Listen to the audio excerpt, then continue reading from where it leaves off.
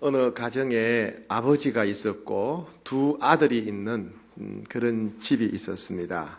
그런데 하루는 아버지가 갑자기 쓰러지셔서 의식불명 상태가 되었습니다. 그래서 두 아들은 아버지를 흔들고 주무르고 하면서 온갖 방법을 다해서 아버지를 깨우려고 하는데 아버지가 깨어나지를 않는 겁니다. 그래서 큰아들이 계속 아버지를 막 주무르면서 하는 얘기 동생 보고, 야, 너 빨리 가서 의사 선생님 좀 모시고 오너라, 이렇게 되었어요.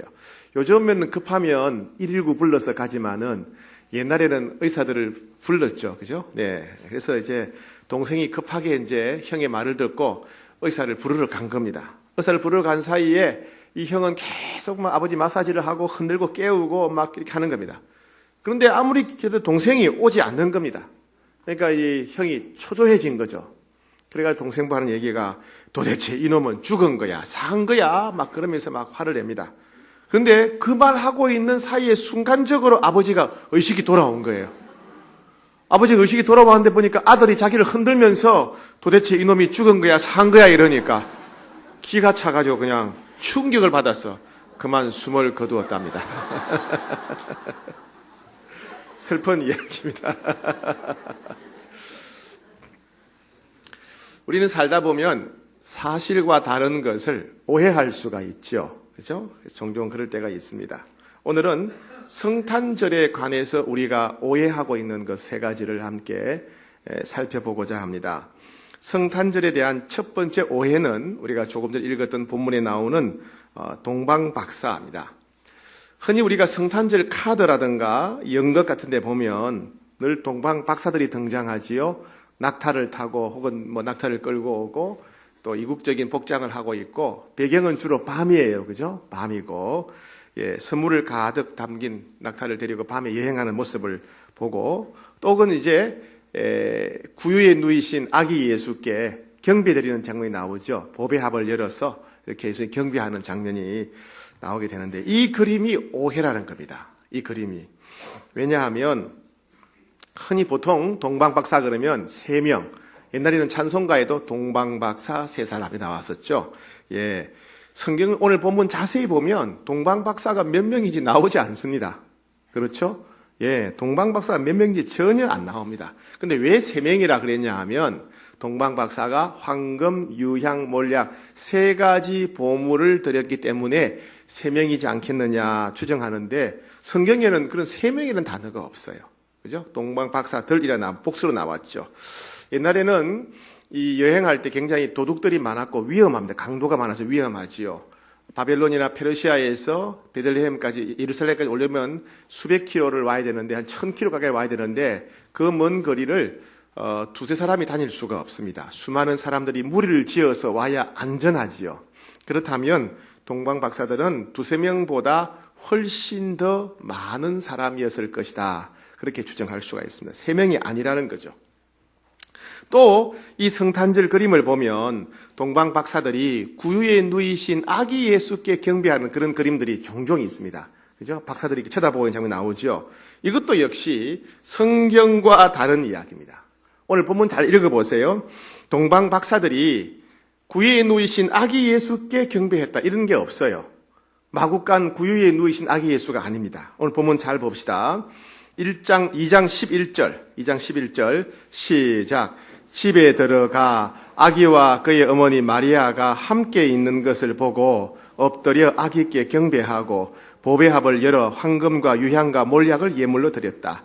집에 들어가 누가? 동방박사들이 집에 들어가서 아기 예수께 경배했다 그랬어요. 그죠? 목자들은 구유에 누이신 아기 예수께 경배했어요. 목자들은 예수님이 태어나신 바로 그 새벽에 달려왔어요. 천사들이 마을에 가면 희한하게도 동물들이 먹는 구유에 누인 아기를, 이상한 아기를 보게 될 거다. 그런 천사들의 말을 듣고 목자들이 새벽에 달려보니까 진짜 동물들이 먹는 구유에 아기가 있는 거예요. 그걸 보고 깜짝 놀랐고 그 천사들이 말한 아기인 줄 알고 경배드렸죠. 그건 맞아요. 그런데 동방박사들이 예수님께 경배드릴 때는 구유가 아니라 집에 계실 때다. 그건 뭔지 한참 시간이 지났을 때라는 겁니다. 그리고 이 마태복음 2장 7절에 보면 이에 헤롯이 가만히 박사들을 불러 별이 나타난 때를 자세히 물었다 그랬어요. 별이 나타난 때. 이게 뭐냐 하면 별이 나타난 때가 언제냐 하면 바로 예수님이 태어나셨을 때지요. 그죠? 예수님이 태어나셨을 때 별이 나타났고 별 보고 왔으니까 여행한 길이만큼 시간이 지났겠죠. 그리고 2장 16절에 보면 베들레헴의 그 모든 지경 안에 있는 사내 아이를 박사들에게 자세히 알아본 그 때를 기준하여 2살부터 그 아래로 다 죽이니라. 박사들한테 그 별이 언제 나타났느냐 물어보니까, 그죠? 물어보고 그걸 기준으로 해서 2살 이하의 아이들은 다 죽였다. 그 말입니다. 그 무슨 얘기입니까? 이미 예수님의 나이가 벌써 2살 가까이 되었다는 이야기예요. 그죠? 2살 가까이. 그렇기 때문에 2살 이하의 아이들을 다 죽였다는 거죠. 이와 같이 우리가 흔히 성탄절에 사용하고 있는 성탄절 그림 가운데 동방박사들은 3명이 아니라 더 많은 여러 명일 수 있다. 두 번째는 구유에 계신 예수님께 경배드린 것이 아니라 집에 계시고 어쩌면 좀 더 자란 아기 예수께 경배드렸을 것이다 하는 겁니다. 이거는 뭐 크게 중요한 게 아니죠.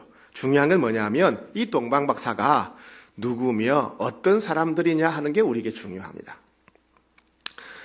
이 동방박사들이 살았던 곳은 페르시아나 바벨론 근처일 것이라고 봅니다.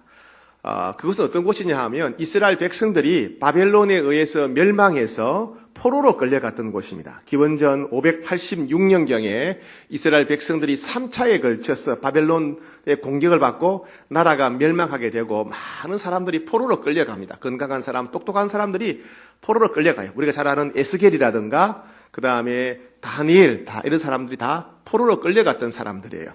포로로 끌려가서 사는데 거기서 나중에 70년 뒤에 돌아오게 되는데 다 돌아온 게 아니라 상당수의 사람들은 남아 있었습니다. 바벨론에, 페르시아에. 우리나라도 보면 여러분 일제시대 때 저 중국이라든가 일본이라든가 하와이라든가 남미에 이민 같은 분들이 많죠. 일제시대에. 그죠? 근데 그분들은 해방되고 난 뒤에 돌아오지 않은 사람도 있어요. 그죠? 지금 제가 중국에 가보니까 우리 일제시대 때 오신 분들이 굉장히 많아요. 하와이 가도 있고요. 브라질 가도 있고, 많은 분들이 정착 그런 것처럼 이스라엘 포로들이 돌아오는데 그때 스룹바벨과 함께 느헤미야와 함께 에스라와 함께 돌아오는 한 5만 명 정도만 돌아오고 상당수의 사람들은 남아 있었습니다. 우리가 잘 아는 에스더, 모르드게 이런 사람들은 거기에 남아 있던 사람들이에요. 그러니까 남아 있던 사람들이 이제 이 사람들은 성경을 믿는 사람들이죠. 자기들이 믿는 성경을 주변 사람들에게 얘기했을 겁니다. 그 성경의 핵심이 뭐냐 하면 언젠가 메시아가 오실 것이라는 겁니다. 언젠가 메시아가 오실 것이다. 창세기부터 말라기까지 예수님이 다시 오실 것이라고 하는 예언은 300여 군데 이상 나와 있어요. 그래서 그 남아있던 유대인들에 의해서 구약 성경에 300여 군데 이상 예언되어져 있는 메시아에 대한 이야기를 들은 사람들은 그걸 또 믿는 사람들도 있었겠죠. 그죠? 똑똑하고 좀 논리적이고 믿음 있는 사람들 믿게 되었겠죠. 그 믿게 된 사람들이, 그런 믿음을 가진 사람들이 어느 날 별을 보고 저게 특별한 별인 줄 알고 메시아가 태어났구나 이렇게 해서 찾아오게 된 거란 말입니다. 네. 자, 그런데 이 동방박사들이 메시아가 태어났다, 새로운 왕이 태어났다, 인류의 왕이 태어났다 그러면 어디서 태어났겠냐는 겁니다. 상식적으로 생각할 때 왕이 태어나면 어디 태어나야 됩니까? 왕궁에서 태어나야죠. 그래서 이스라엘 왕궁이 예루살렘에 있으니까 예루살렘 왕궁을 찾아간 겁니다. 성경에 보면 우리가 전설에 보면 이스라엘 왕이 태어난다 그러는데 저 별이 이스라엘의 새로운 왕이 태어난 게 아니냐. 우리가 왕을 찾아왔다. 경배드리러 왔다. 이러니까 그 당시 왕이었던 헤롯 왕이 깜짝 놀란 거예요. 아니, 내가 왕인데 무슨 새로운 왕이 나오냐 이거죠. 위기감을 느끼는 거죠. 반란이 아닐까. 그래서 이 헤롯 왕이 그 당시에 하나님께 제사 드리는 제사장들과 성경을 연구하는 서기관들을 다 불러 모아가지고 성경에 메시아가 태어난다는 말이 있느냐? 왕이 새로 태어난다는 곳이 있느냐? 있다는 거예요. 그럼 어디서 태어난다 그랬느냐? 그러니까 이 서기관과 제사장들이 미가서 5장 2절에 보면 베들레헴에서 태어난다고 예언되어 있습니다. 그러는 거예요. 그래서 이제 그 말을 듣고 이 동방 박사들은 이제 베들레헴으로 가는 거예요. 태어나신 왕을 만나러 베들레헴으로 가는 거예요. 여러분 이 모습을 한번 잘 한번 보세요. 잘 보세요. 이 동방 박사들이 살았던 바벨론과 페르시아에는 남아있던 유대인들로부터 메시아에 관한 예언을 들은 사람이 많아요. 그죠? 들은 사람이 많은데 많은 사람이 그 유대인들로부터 메시아에 대한 예언을 들었지만은 그걸 믿고 메시아에게 경배하러 간 사람들은 동방 박사들 그 사람들밖에 없어요. 그죠? 얘기는 많이 듣고 아는데 그걸 행동으로 옮긴 사람은 메시아 동방 박사들밖에 없다는 거예요. 자, 무슨 말이냐 하면 자, 우리가 다 병에 걸렸는데 이 약을 먹으면 낫는다는 이야기를 들었어요. 그럼 이 약을 다 준단 말이죠. 아, 이 약 먹으면 낫구나. 근데 진짜 이 약을 먹는 사람은 몇 사람밖에 없어요. 그러면 이 약을 먹으면 낫는다는 걸 믿는 사람은 몇 사람입니까? 먹은 사람밖에 없는 거예요. 그죠? 약을 다 받았지만은 약을 다 받았고 이 약 먹으면 낫는다고 다 알아요. 알지만은 이 약을 먹은 사람만이 진짜 믿는 사람인 거예요. 그죠? 그러니까 이 약을 가졌다든지 이 약을 먹으면 낫는다는 것을 아는 게 중요한 게 아니라 먹는 게 중요한 거예요. 그죠? 먹어야 아는 거예요. 메시아가 태어날 것이라는 것을 구약 성경에 300여 군데 예언되어졌다는 것을 아는 사람은 많았다는 거예요. 그런데 그 예수님을 만나기 위해서 경배드리러 온 사람, 이 사람이 진짜 믿음을 가진 사람이라는 거예요. 그렇죠? 그죠? 저 뭐 다시 할까요? 그렇죠? 자, 또 봅시다. 헤롯 왕이 메시아가 온다는데 왕이 태어난다는데 어디서 태어나냐 물었을 때 제사장들과 서기관들은 금방 찾는 거예요. 미가서 5장 2절입니다. 그럼 뭘 말합니까?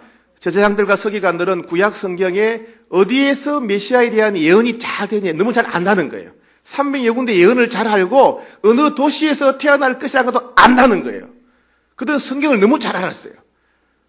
오늘 본문을 보시면 성경 어디에도 서기관들과 제사장들이 예수님께 경배했더라 이런 구절이 없는 거예요.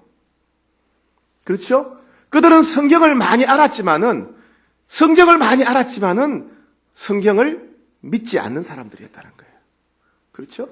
그들은 메시아가 어디로 올지 메시아가 어떤 분인지 알았다는 말이에요. 성경을 너무 잘 알았어요. 예언을 너무 잘 알았어요.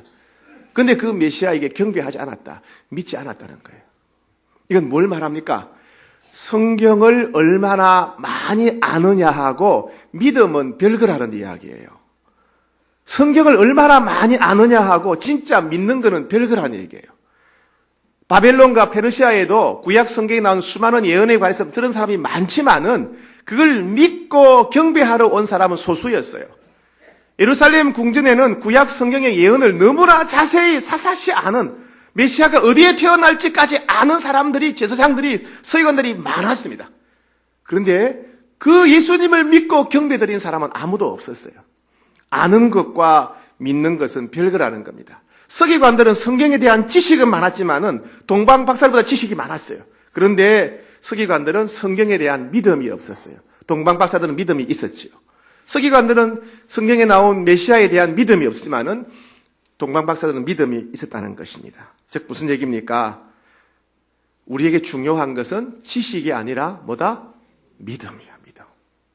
내가 성경을 얼마나 많이 아느냐 이게 중요한 게 아니고 내게 믿음이 있느냐 없느냐 이게 중요한 거예요. 내가 신학교를 다녔는지 안 다녔는지 이게 중요한 게 아니고 믿음이 있느냐 없느냐가 중요한 거예요. 내가 목사냐 장로냐 이게 중요한 게 아니고 믿음이 있느냐 없느냐가 중요한 거예요.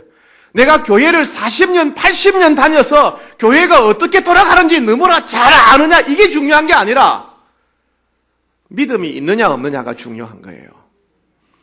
사람들은 껍데기만 봅니다. 저 서기관은 성경을 달달 외우는 사람이야. 저 제사장은 매일 하나님께 예배드리는 사람이야. 사람들은 겉으로 드러난 것만 본다니까요. 그죠? 사람들은 서기관이 성경을 달달 외우니까 믿음 좋은 사람이다. 사람들은 제사장이 매일 예배드리니까 믿음 좋은 사람이다. 평생 성경 연구하고 평생 예배드리니까 믿음 좋은 사람일 거야. 그러나 우리는 알지요. 그들에게 믿음이 있었다 없었다? 없었다. 그러니까 성경을 얼마나 많이 아느냐 이게 믿음이 아니에요. 그 사람이 제사장이냐 서기관이냐 직분이 중요한 게 아니라니까요. 얼마나 교회 오래 다냐 이게 중요한 게 아니라니까요. 뭐가 중요하다고요? 믿음이 있느냐 없느냐가 중요한 거예요. 믿음이 없으면 아무 소용이 없어요. 믿음이 없으면. 믿음이 있어야 예수님을 만날 수 있어요. 믿음이 있어야 예수님을 알아볼 수가 있어요. 믿음이 있어야 예수님께 진짜 예배를 드릴 수 있는 겁니다. 믿음이 있어야 성령의 음성을 듣고, 믿음이 있어야 성령의 인도를 받게 되고, 믿음이 있어야 하나님 주시는 복을 누리며 사는 거예요. 믿음이 있어야 권세 있는 삶을 사는 겁니다. 여러분, 믿음 있기를 축복합니다. 성탄절은 뭐예요? 우리의 믿음을 갖게 되는 날이에요. 예수님이 어떤 분인지를 알고 믿음을 갖게 되는 날이 성탄절입니다.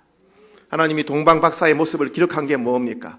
동방박사들이 먼 나라에 살았어.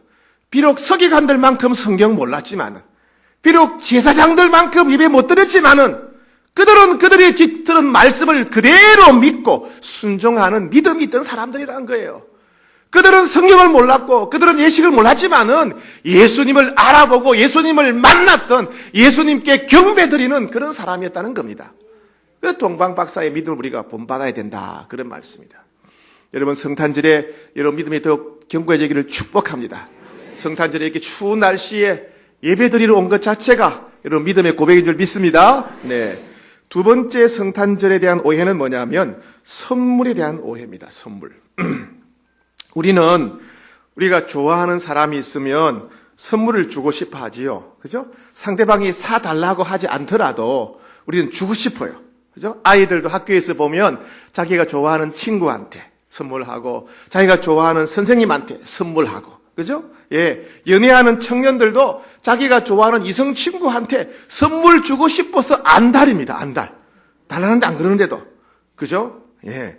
또 연말이나 또 명절이 되면 내가 평소에 존경했던 분들, 또 사랑하는 분들, 은혜 받은 분들에게 정성껏 선물을 드리고 싶어 하죠. 이건 자연스러운 마음이다. 달라고 하지 않는데 드리고 싶은 게 이게 자연스러운 마음이죠. 아마 바벨론이나 페르시아에서 성경에 대한 이야기를 듣고 예언을 들었던 이 박사들은 메시아가 태어난다면 그분께 경배드리고 싶고 선물을 드리고 싶었을 것입니다. 그래서 당시 최고로 값진 보물이라고 할 수 있는 황금과 유향과 몰약을 준비해서 메시아로 태어난 왕에게 아기에게 드리게 됩니다. 성탄절에 보면 성탄절에 대한 그림을 보면 선물 포장 그림이 많아요. 그죠? 선물 포장 그림이 되게 많습니다. 크리스마스 트리를 장식하다 보면 선물 포장된 장식을 하기도 하고, 심지어는 양말을 걸어놓고 양말에 담아놓은 선물도 있고요. 그죠? 아이들은 성탄절에 선물을 기다립니다. 백화점과 할인마트에는 선물을 쌓아놓고 사가라는 거예요. 그들은 예수님이 누군지도 모르면서 선물을 쌓아놓고 선물 파는 데 관심이 있습니다. 이것이 성탄절에 대한 오해입니다. 물론 우리는 예수님이 이 땅에 오신 것이 너무 기쁘니까 그 기쁨을 나누기 위해서 서로에게 선물할 수가 있어요. 기쁘면 카드도 보내고 선물할 수가 있죠. 그러나 우리가 절대로 잊지 말아야 될 중요한 사실 하나 있는데, 그게 뭐냐면 예수님이 바로 선물이라는 사실이에요. 예수님이 선물이에요. 예수님이. 왜요? 죄와 사망의 구렁텅이에 빠져서 인생에 아무런 기쁨이 없이 살고 죽으면 어쩔 수 없이 100% 지옥 가야 했던 우리를 위해서 하나님이 외아들을 우리에게 선물로 보내주셨어요. 하나님이 아들을 선물로 보내주신 것입니다. 선물로. 그렇죠? 우리 힘으로는 어떤 소망이 없었는데, 우리 힘으로는 하나님의 저주와 심판을 벗어날 방법이 없었는데, 우리 힘으로는 지옥 형벌을 벗어날 방법이 없었는데, 우리 힘으로는 절대로 천국에 들어갈 수 없었고, 우리 힘으로는 절대로 하나님의 자녀가 될 수 없었는데, 우리 힘으로는 절대로 의미 있고 가치 있는 인생 살 수 없었는데 하나님이 우리에게 선물을 보내주셨어요. 그 예수님이 바로 선물이죠. 선물. 그죠? 여러분, 예수님의 이 선물은 우리가 평생 받는 어떤 선물보다 더 귀한 선물이죠. 우리가 평생 받는 선물보다 더 귀한 선물이 예수님이죠. 예수님 하는 선물이 어디 있어요? 내가 평생 받은 선물을 다 모아도 예수님과 비교할 수가 없습니다. 그 정도가 아니라 온 인류가 받은 선물을 다 모아놓는다 할지라도 예수님과 비교할 수가 없어요. 그렇죠? 예수님이 가장 귀중하고 소중한 선물이죠. 여러분, 그런데 선물 받은 사람들의 표정을 본 적이 있습니까? 이쪽은 거의 선물을 안 받아본 분이 선물 받아보셨어요? 선물 줘본 적 있습니까? 선물 줄 때 사람들의 표정이 어떻던가요? 좋아하지요. 좋아. 특히 기다리던 선물, 꼭 필요한 선물, 값비싼 선물일수록 더 좋아하지요. 그죠? 예, 좋아하지요. 그렇다면 우리가 평생 받은 그 어떤 선물보다 더 귀한 선물을 받은 우리는 기뻐하는 것이 당연하지 않습니까? 기뻐해야죠. 근데 왜 우리가 기뻐하지 못합니까? 우리가 선물을 안 보고 자꾸 다른 것 쳐다보니까, 돈을 쳐다보고 병원을 쳐다보고 자식들 쳐다보고 속 썩이는 남편 쳐다보고 시어머니 쳐다보니까 이 선물을 모르는 잊어버리는 거예요. 여러분, 선물을 쳐다보셔야 돼요. 선물 쳐다봐요. 선물. 예? 선물 쳐다봐야 돼요. 우리는 엄청난 선물을 받은 사람들이에요. 여러분도 선물 받은 사람들이라니까요. 선물 받았어요. 예? 여러분, 선물 받은 최고의 선물, 인류 역사상 가장 위대한 선물, 전무후무한 선물 받은 여러분, 그 선물 받은 기쁨을 누리시기를 축복합니다. 여러분, 몸이 아프십니까? 몸이 아프세요? 여러분, 기뻐하십시오. 우리는 예수님을 이미 선물로 받았습니다. 여러분, 돈이 없어서 힘드시죠? 여러분, 기뻐하십시오. 예수님을 선물로 받았습니다. 여러분, 자녀들 때문에 애가 타는 분들 있죠? 기뻐하십시오. 예수님을 우리가 선물로 받았습니다. 혹시 실직한 분이 계십니까? 사업에 실패해서 우는 분이 계십니까? 여러분, 기뻐하십시오. 우리가 예수님을 선물로 받았습니다. 여러분, 중한 병에 걸려서 오늘 죽을지 내일 죽을지 모르는 그런 분이 있습니까? 여러분, 정말 기뻐하십시오. 우리는 예수님을 선물로 받았습니다. 예수님을 선물로 받았어요. 그래서 누가복음 2장 10절에 보면 천사가 목자들에게 이렇게 말합니다. 내가 온 백성에게 미칠 큰 기쁨의 좋은 소식을 너희에게 전한다. 예수님이 오신 소식이 큰 기쁨의 좋은 소식이다. 이걸 내가 너희에게 전한다. 이렇게 천사들이 목자에게 말했어요. 오늘 2장 10절 시작. 그들이 별을 보고 매우 크게 기뻐하더라. 이 동방 박사들이 예수님을 만났을 때 어떻게 했습니까? 기뻐했대요.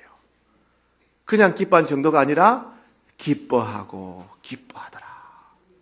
그것도 부족해서 크게 기뻐하더라. 그것도 부족해서 매우 크게 기뻐하더라.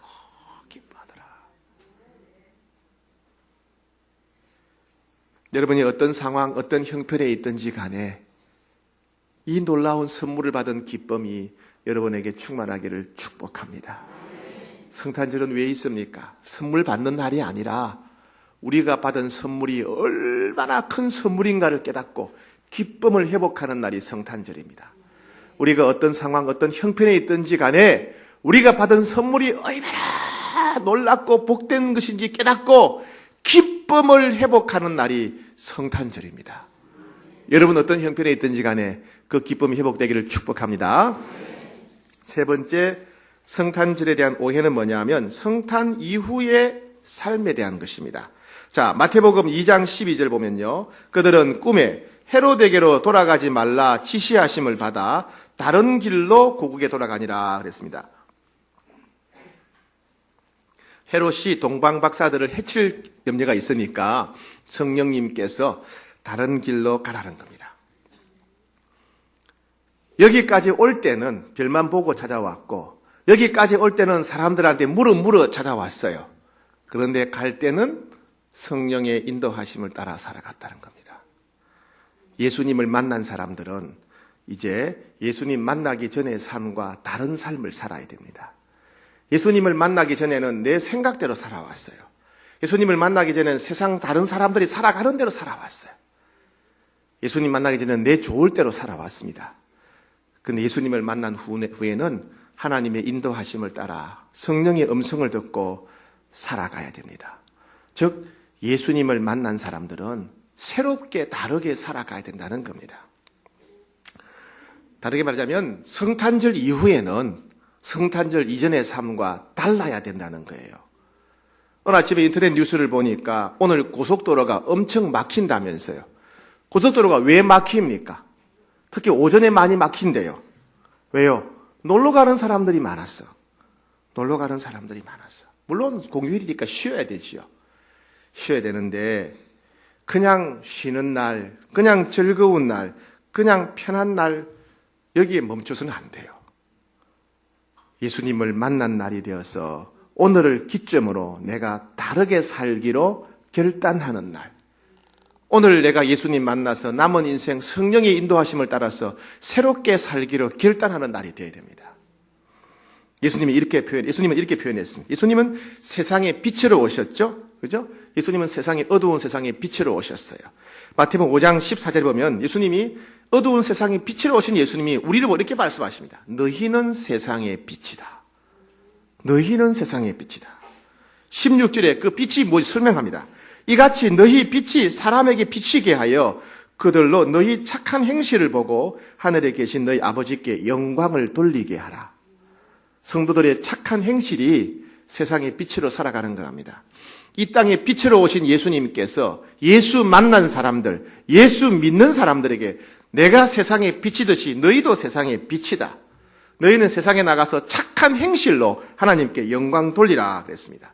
예수님을 만난 사람들은, 성탄절을 보낸 사람들은 성탄절 다음 날부터는 변화된 삶을 살아야 돼요. 세상의 빛으로 살아야 됩니다. 착한 행실로 살아야 됩니다. 그렇다면 성탄절의 진정한 장식은 반짝이나 빛나는 조명이 아니라 성도들의 착한 행실, 성도들의 세상의 빛이 되는 삶이 성탄절의 진정한 장식이 된다고 하는 겁니다. 하나님을 기쁘시게 드리고 하나님께 영광이 되는 성탄절의 진정한 장식은 선한 행실로 빛나는 성도의 삶이라고 할 수 있습니다. 어제 저녁에 교회 학교 아이들이 성탄 감사 잔치를 했어요. 얼마나 예쁘던지요. 아까도 말씀드렸지요. 이번에 너무 감동이었어요. 너무 기획이 잘 되고 내용이 알차고요. 영아부부터 청년부까지 하나같이 어떻게 그렇게 잘하는지 너무 애들이 예쁜 거예요. 영아부도 예쁘고 유치부도 예쁘고 그냥 청년부도 예쁘고 저렇게 잘 표현하나. 그 아이들과 선생님들이 믿음의 고백이라는 것이 너무 감사했어요. 그 중에 특히 이제 영아부. 제 아내 때문에 그런 게 아니라 영아부. 어제 영아부 아이들이 나왔는데요. 아이들이 영아부만 70명이 나왔어요. 70명이. 그 뒤에 엄마들까지니까 140명이잖아요. 선생님 달라붙으니까 150명이. 여기에 못 써가지고 찬양대까지 쭉 다 썼어요. 찬양대부터 이렇게 다 써가지고 하는데 정말 못했습니다. 그 애들이 율동을 하겠어요. 뭘 하겠어요? 선생님들은 하라고 소리를 지르는데 선생님들 구경하고 있어. 어떤 놈들은 창피하다고 뒤돌아버려. 놀아버려. 그런데도 제 마음에 영아부를 보는데 감동이 있었어요. 물론 이제 요즘처럼 출산율이 낮을 때에 이렇게 많은 아이들을 하나님 보내주신 게 너무 감사하죠. 그것도 감사한데 지난주에 영아부에 특별한 일이 있었어요. 영아부의 선생님들이 요 근처 이제 사근동 주민자치센터입니까? 동사무소, 마장동 동사무소에 찾아가가지고 사근동과 마장동에 있는 저소득층 가정의 아이들, 6살 이하의 아이들을 명단을 다 주시오 이렇게 한 거예요. 그래서 그 저소득층 아이들의 이름과 나이, 성별 이렇게 딱 정리된 자료를 받았어요. 그리고 그걸 가지고 엄마들하고 아이들이 뽑기를 한 거예요.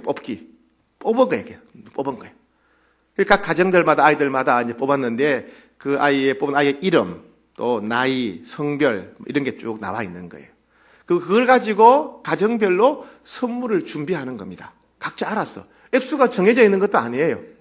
보니까 어떤 가정은 운동화를 준비하고 아이들 구두를 예약생에게 구두를 준비하기도 하고 겨울 옷을 준비하기도 하고 어떤 가정은 장난감, 인형 이런 거 평소에 자기 애들이 갖고 싶어 하던 거 그걸 다 사는 거예요. 그냥 사는 거예요. 나이에 맞게, 남녀에 맞게. 그걸 다 사가지고 포장을 하고 그 안에다가 엄마와 아기가 정성껏 이제 편지를 쓰는 거예요. 예수님의 사랑을 전하는 편지를 딱 써가지고 포장을 가져왔어요. 그걸 다 모아가지고 이걸 선생님들이 마장동, 사근동 동사무소에 갖다 줬어요.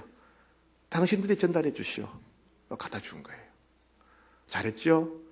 잘했죠. 예. 너무 잘했어요. 엄마들이 얼마나 정성을 다했는지. 왜요? 우리는 이미 선물을 받았기 때문에.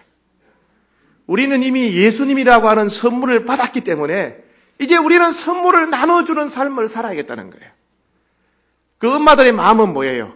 얘야, 너는 이제부터 선물 받는 사람 되지 말고 예수님이라는 선물을 받았으니까 너는 어두운 세상에 선물을 나눠주는 사람이 되라. 선물을 나눠주는 사람이 되라. 너는 세상에 선물이 되라. 선물 같은 사람이 되라. 그렇게 아이들을 축복하는 마음으로 엄마들이 정성을 다한 거예요. 사랑하는 여러분, 우리 그렇게 살아야 되지 않겠습니까? 우리 남은 인생, 남들이 내게 뭘 갖다 줄까? 내게 뭘 줄까? 남의 손만 바라보지 말고 이미 우리는 예수님이라고 하는 엄청난 선물을 받았으니까 이제 우리 삶이 선물이 되어서 내가 가족들에게 선물이 되고 직장 동료들에게 선물이 되고 이웃에게 선물이 되고 내가 착한 행실로 빛을 발하는 그런 삶을 살아야 되지 않겠습니까? 내가 믿음으로 예수님을 만났다면, 내가 정말 성탄절이 예수님이 이 땅에 오신 날을 믿는다면 이제 새롭게 살기로 결단하는 여러분 되기를 축복합니다. 오늘 성탄절을 통해서 예수님께 더 가까이 나아가는 믿음이 있기를 축복합니다. 그리고 어떤 상황, 어떤 형편에 있든지 간에 예수님 때문에 신령한 기쁨이 여러분 안에 흘러넘치기를 축복합니다. 여러분 때문에 여러분 가족들이, 이웃들이 행복하기를 축복합니다. 더 나아가서 우리가 이제는 변화되게 삽시다. 이제 세상의 선물이 되고 세상의 빛이 되는 여러분 되기를 축복합니다.